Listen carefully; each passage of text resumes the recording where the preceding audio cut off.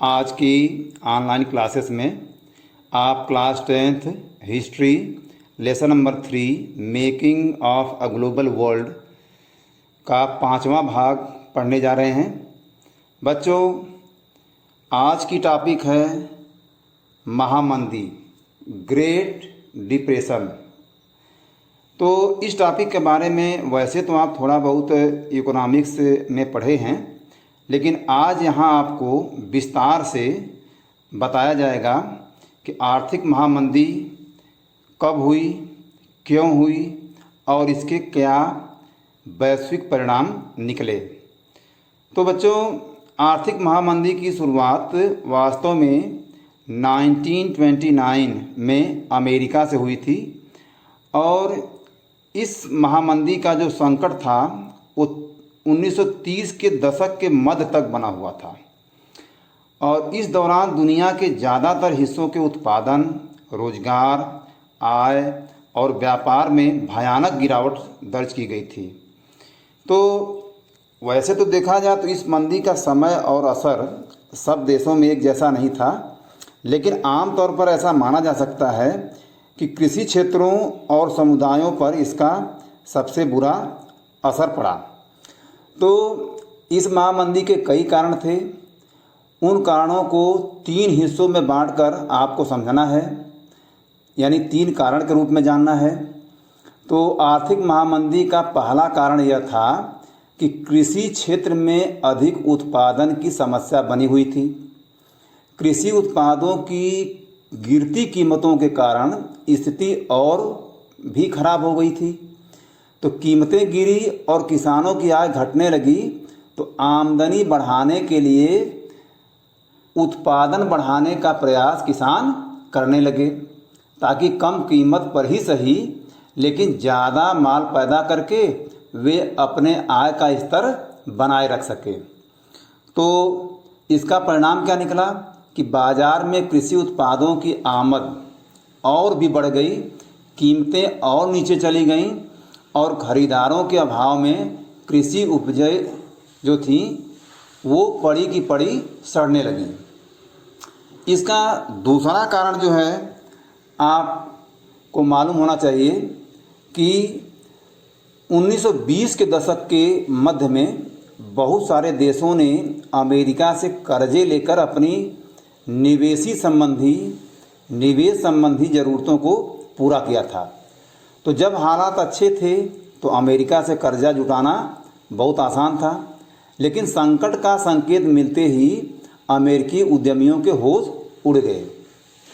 और आर्थिक मंदी का तीसरा कारण भी यहाँ पर आपको जानना चाहिए कि 1928 के पहले 6 माह तक विदेशों में अमेरिका का कर्जा $1 अरब था और साल भर के भीतर यह कर्जा घटकर केवल 1/4 रह गया था। जो देश अमेरिकी कर्जे पर सबसे ज़्यादा निर्भर थे उनके सामने संकट और भी ज़्यादा गहरा गया था। तो आप देखिए कि औद्योगिक देशों में मंदी का सबसे बुरा असर अमेरिका को ही झेलना पड़ा, क्योंकि कीमतों में कमी और मंदी की आशंका को देखते हुए अमेरिकी बैंकों ने घरेलू कर्जे देना बंद कर दिया और जो कर्जे दिए जा चुके थे उनकी वसूली तेज कर दी गई। एक तरफ किसान उपज नहीं बेच पा रहे थे, परिवार तबाह हो गए थे, कारोबार ठप पड़ गया था। आमदनी में गिरावट आने पर अमेरिका के बहुत सारे जो परिवार थे वे कर्जे चुकाने में नाकामयाब हो गए, जिसके चलते उनके मकान, कार और सारी चीज़ें कुर्क कर ली गईं। और 20 के दशक में जो उपभोक्तावादी संपन्नता अमेरिका में दिखाई दे रही थी वह धूल के गुबार की तरह रातों रात उड़ गई, काफूर हो गई, ख़त्म हो गई। तो बेरोजगारी बढ़ी तो लोग काम की तलाश में दूर दूर तक जाने लगे और आखिरकार अमेरिकी बैंकिंग व्यवस्था भी धराशायी हो गई। निवेश से अपेक्षित लाभ ना मिल सकने के कारण से कर्जे वसूल न कर पाने और जमाकर्ताओं की जमा पूंजी न लौटा पाने के कारण हजारों बैंक दिवालिया हो गए और बंद कर दिए गए। इस परिघटना से जुड़े आंकड़े भी जो है आश्चर्यचकित कर देने वाले हैं कि 1933 तक 4000 से ज़्यादा बैंक बंद हो चुके थे और 1929 से 32 के बीच तकरीबन 1,10,000 कंपनियां चौपट हो चुकी थी। यद्यपि 1935 तक ज़्यादातर औद्योगिक देशों में आर्थिक संकट से उबरने के संकेत दिखाई देने लगे थे, जिसकी चर्चा आगे की जाएगी। अब इसके बाद देखिए, ये तो अमेरिका पर असर रह गया, उसे तो पूरी दुनिया पर असर इसका रहा। ज़्यादातर जो यूरोपीय देश थे जो कि अमेरिका से कर्जे लेकर अपनी अर्थव्यवस्था को जो है मजबूत बनाने की कोशिश कर रहे थे, प्रथम विश्व युद्ध की तबाही के बाद उन पर ज़्यादा असर पड़ा। लेकिन भारत भी इस महामंदी से अछूता नहीं रहा।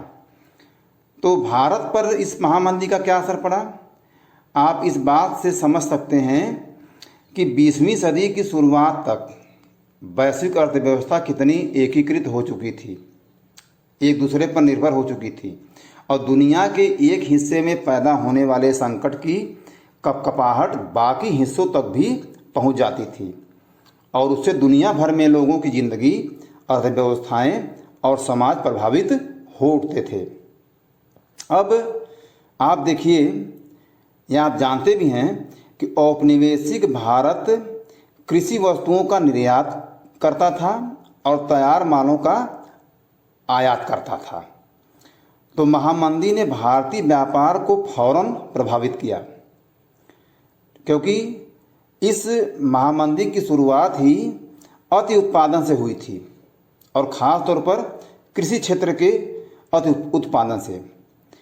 और 1928 से 1934 के बीच देश के आयात निर्यात घटकर लगभग आधे रह गए।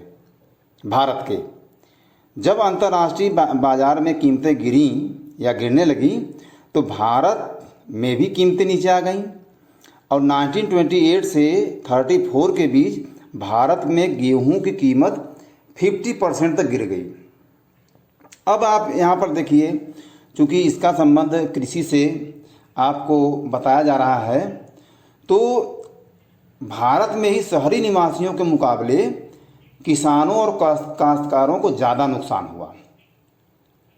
यद्यपि कृषि उत्पादों की कीमत तेज़ी से गिरी, लेकिन सरकार ने लगान वसूली में छूट देने से भी इनकार कर दिया और सबसे बुरी मार उन काश्तकारों पर पड़ी जो कि विश्व बाजार के लिए खेती करते थे, अनाज उगाते थे। तो बंगाल के जूट पटसन उत्पादकों का उदाहरण लीजिए। वे कच्चा पटसन उगाते थे जिससे कारखानों में टाट की बोरियां बनाई जाती थीं। जब टाट का निर्यात बंद हो गया तो कच्चे पटसन की कीमतों में 60% से भी ज़्यादा की गिरावट आ गई। तो जिन काश्तकारों ने दिन फिरने की उम्मीद में या बेहतर आमदनी के लिए उपज बढ़ाने के वास्ते कर्जे लिए थे, उनकी हालत भी उपज का सही मोल न मिलने के कारण खराब हो गई। वे दिनों दिन और कर्ज में डूबते जा रहे थे और पूरे देश में काश्तकार पहले से भी ज़्यादा कर्ज में डूब गए। खर्चे पूरे करने के चक्कर में उनकी बचत ख़त्म हो चुकी थी। ज़मीन सूदखोरों के पास गिरवी पड़ी थी। घर में जो भी गहने जेवर थे वे बिक चुके थे। तो मंदी के इन्हीं सालों में भारत कीमती धातुओं, खास तौर से सोने का निर्यात करने लगा और प्रसिद्ध अर्थशास्त्री किन्स का मानना था कि भारतीय सोने के निर्यात से भी वैश्विक अर्थव्यवस्था को पुनर्जीवित करने में काफ़ी मदद मिली। तो इस निर्यात ने ब्रिटेन की आर्थिक दशा सुधारने में तो निश्चय ही मदद दी, लेकिन भारतीय किसानों को कोई लाभ नहीं हुआ। 1931 में मंदी चूँकि अपने चरम पर थी और ग्रामीण भारत असंतोष व उथल पुथल के दौर से गुजर रहा था और उसी समय महात्मा गांधी ने सविनय अवज्ञा सिविल नाफरमानी आंदोलन शुरू कर दिया। लेकिन आप दूसरी तरफ देखेंगे कि इस मंदी का असर शहरी भारत के लिए इतना ज़्यादा दुखदाई नहीं था, क्योंकि कीमतें गिरते जाने के बावजूद भी शहरों में रहने वाले ऐसे लोगों की हालत ठीक थी जिनकी आय निश्चित थी। जैसे शहरों में रहने वाले ज़मींदार जिन्हें अपनी ज़मीन पर बधा बधाया भाड़ा मिलता था, या मध्यम वर्गीय वेतनभोगी कर्मचारी, तो राष्ट्रवादी खेमे के दबाव में आकर उद्योगों की रक्षा के लिए फिर अंत में ब्रिटिश हुकूमत को सीमा शुल्क बढ़ाना पड़ा, जिससे औद्योगिक क्षेत्र में भी थोड़ा निवेश में तेज़ी आई थी। अब बच्चों हम लोग आते हैं नेक्स्ट टॉपिक के बारे में। ये भारतीय अर्थव्यवस्था के बारे में जो प्रभाव आपने पढ़ा, इसके बाद नेक्स्ट टॉपिक है विश्व अर्थव्यवस्था का पुनर्निर्माण, युद्धोत्तर काल।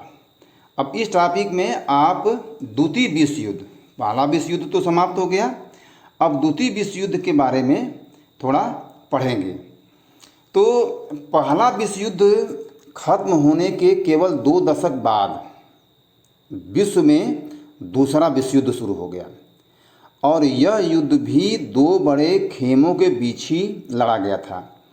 एक गुट में एक्सिस पावर, धुरी शक्तियाँ, जिनमें मुख्य रूप से नाज़ी जर्मनी, जापान और इटली शामिल था, तो वहीं दूसरे गुट में मित्र राष्ट्रों का खेमा था, जिसमें ब्रिटेन, सोवियत संघ, फ्रांस और अमेरिका था। बच्चों यहाँ पर आप ध्यान दीजिएगा कि अब रूस का नाम बदल के सोवियत संघ भी हो गया था। तो ये 2 धड़ों के बीच, 2 गुटों के बीच 6 साल तक 1939 से लेकर 1945 तक 6 साल तक युद्ध ज़मीन, हवा और पानी में असंख्य मोर्चों पर लड़ा गया, और इस युद्ध में मौत और तबाही की कोई हद बाकी नहीं बची थी। माना जाता है कि इस जंग के कारण से प्रत्यक्ष या अप्रत्यक्ष रूप से करीब 6 करोड़ लोग मारे गए। यह 1939 की वैश्विक जनसंख्या का लगभग 3% था, और करोड़ों लोग इसमें घायल हुए थे। और इस युद्ध की सबसे बड़ी विडंबना यह थी कि अब तक के युद्धों में मोर्चे पर मरने वालों की संख्या ज़्यादा होती थी, लेकिन इस युद्ध में ऐसे लोग ज़्यादा मरे जो किसी मोर्चे पर लड़ ही नहीं रहे थे। तो यूरोप और एशिया के विशाल भूभाग इस युद्ध में तबाह हो गए। कई शहर हवाई बमबारी या लगातार गोलाबारी के कारण मिट्टी में मिल गए। इस युद्ध ने बेहिसाब आर्थिक और सामाजिक तबाही को जन्म दिया, और ऐसे हालात में पुनर्निर्माण का काम करना और कठिन तथा लंबा साबित होने लगा। तो बच्चों, वास्तव में यह इतना विनाशकारी युद्ध था कि इसको पढ़ने के बाद या सारा जो डाटा अभी आपने जाना, इसको जानने के बाद मन में एक बात ज़रूर आ रही होगी कि यह युद्ध हुआ ही क्यों। तो थोड़ा हम यहाँ पर आप लोगों को द्वितीय विश्व युद्ध के कारणों को भी बता देते हैं, फिर इसके बाद टॉपिक को आगे बढ़ाएंगे। तो इस युद्ध का कारण जो था, उनमें सबसे पहला कारण था तानाशाही शक्तियों का उदय। प्रथम विश्व युद्ध के बाद यूरोप में तानाशाही शक्तियों का उदय और विकास हुआ। जैसे इटली में मुसोलिनी और जर्मनी में हिटलर तानाशाह बन बैठे। प्रथम विश्व युद्ध में इटली मित्र राष्ट्रों की ओर से लड़ा, परंतु पेरिस शांति सम्मेलन में उसे कोई खास लाभ नहीं हुआ था। इससे इटली में असंतोष की भावना जगी। इसका लाभ उठाकर मुसोलिनी ने फांसीवाद की स्थापना कर सारी शक्ति अपने हाथों में केंद्रित कर लिया। वह इटली का अधिनायक बन गया। यही स्थिति कमोबेश जर्मनी में भी थी। जर्मनी ने नाजीवाद की स्थापना की तथा जर्मनी का तानाशाह बन बैठा। तो मुसोलिनी और हिटलर दोनों ने आक्रामक नीति अपनाई, दोनों ने राष्ट्र संघ की सदस्यता त्याग दी तथा अपनी शक्ति बढ़ाने में वे लग गए और उनकी नीतियों के कारण द्वितीय विश्व युद्ध अवश्यंभावी हो गया। दूसरा इसका कारण जो है आप देखेंगे तो जो पहले विश्व युद्ध का कारण थी उसमें उसी का एक कारण जो है यहाँ भी माना जा सकता है, साम्राज्यवादी प्रवृत्ति, ये दूसरा कारण था।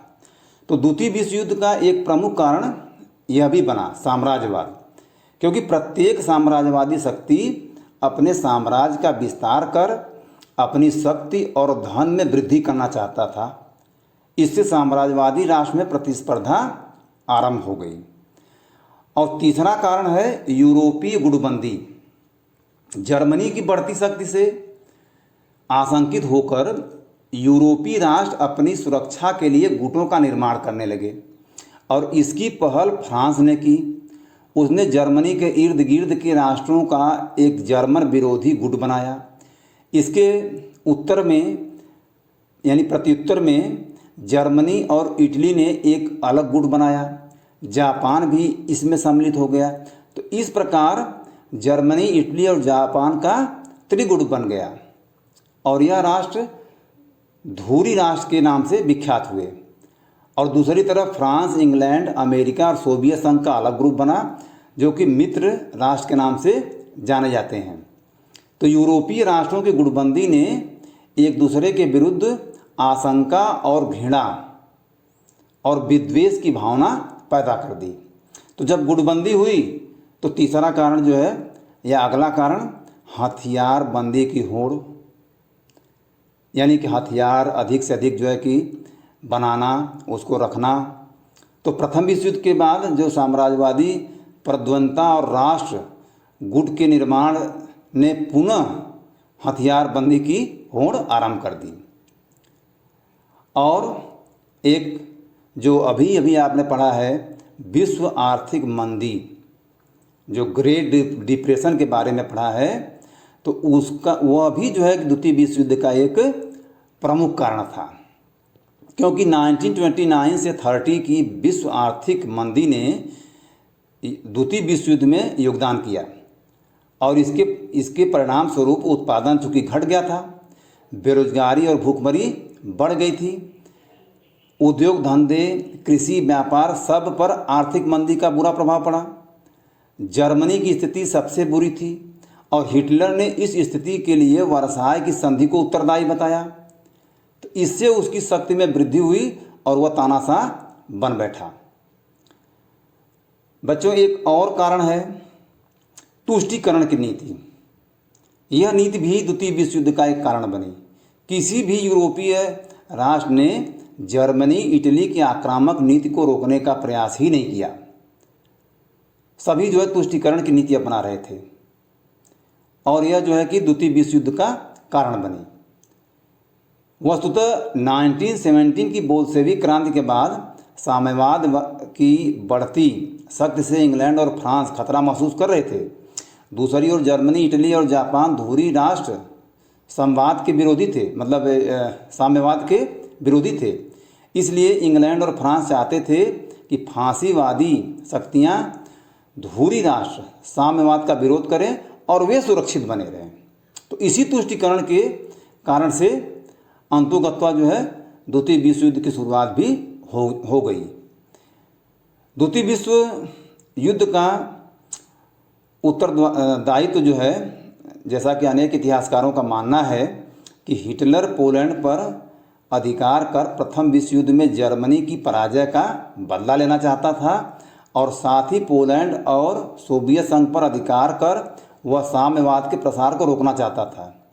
इसलिए हिटलर की नीतियां ही मुख्य रूप से द्वितीय विश्व युद्ध के लिए उत्तरदायी मानी जाती हैं।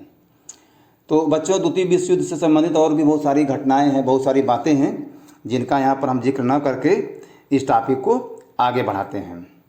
तो युद्धोत्तर काल में पुनर्निर्माण का काम जो था वो दो बड़े प्रभावों के साये में आगे बढ़ा। एक है पश्चिमी विश्व में अमेरिका और आर्थिक राजनीतिक और सैनिक दृष्टि से एक वर्चस्वशाली ताकत बन चुका था और दूसरी ओर सोवियत संघ भी एक वर्चस्वशाली शक्ति के रूप में सामने आया। तो नाज़ी जर्मनी को हराने के लिए सोवियत संघ की जनता ने भारी कुर्बानियाँ दी थीं। तो जिस समय पूंजीवादी दुनिया महामंदी से जूझ रही थी, उसी दौरान सोवियत संघ के लोगों ने अपने देश को एक पिछड़े खेतिहर देश की जगह एक विश्व शक्ति की हैसियत से ला खड़ा किया। तो बच्चों, इस टॉपिक में हम लोग इतना ही पढ़ेंगे, जानेंगे। अब इसके बाद नेक्स्ट टॉपिक है जिसके बारे में आप जो है कल की कक्षा में पढ़ेंगे, और वह है युद्धोत्तर बंदोबस्त और ब्रेटन वुड्स संस्थान। तो तब तक के लिए सभी को धन्यवाद, और सभी बच्चे जो है अपना होमवर्क कंप्लीट करते रहें।